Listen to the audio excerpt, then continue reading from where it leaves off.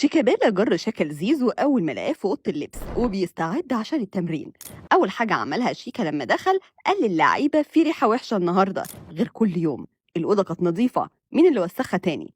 زيزو طبعا عارف إن الكلام عليه، لكن مهتمش بكلام شيكا ومرضاش يرد عليه مهما كان. برضه كان الكابتن بتاعه في يوم من الأيام.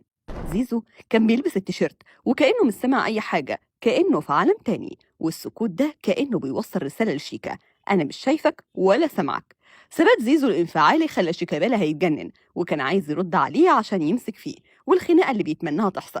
لما حس ان مفيش فايده قال ما بدهاش بقى، وعمل حركه مفيش بني ادم في الدنيا يستحملها على نفسه ويفضل ساكت.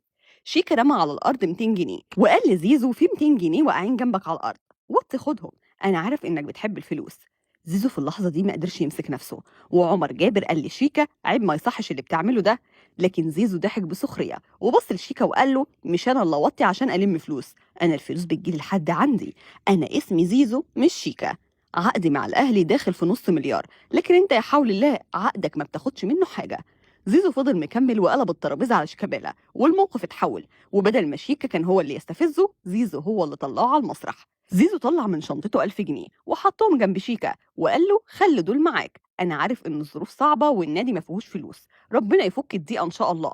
وفي اللحظة دي العركة دارت بين الاتنين، وشيكا كان زي المجنون، ولولا تدخل اللعيبة اللي حاشت بينهم كان زمانهم مقطعين هدوم بعض. ودخل بسيرو اوضه اللبس لما لقى اللعيبه اتاخرت واتفاجئ من اللي بيحصل، وقال: ما حدش من حقه يعلي صوته هنا غيري انا، وزيزو موجود معانا ولازم نحترمه. والكل اتصدم لما بسيرو قرر يعاقب شيكا بلفتين حوالين الملعب، لكن شيكا رفض وقرر انه يغير هدومه ويمشي. ورغم ان اللعيبه كلها حاولوا يهدوه، لكن صمم وكان غضبان جدا وفضل يقول: انا كابتن الفريق، يتعمل فيا كده؟ والواد اللي باع النادي يروح هو يتمرن، بتجهزوه عشان الاهلي؟ وفضل شيكا يردد الكلام ده وهو في حاله عصبيه جدا. ولما هدي شويه وقال للعيبه يسيبوه لوحده ويروحوا هم يتمرنوا، فعلا شيكا هدي وخد نفس عميق ولم ال 1200 جنيه وخد شنطته وما اتمرنش اليوم ده في النادي.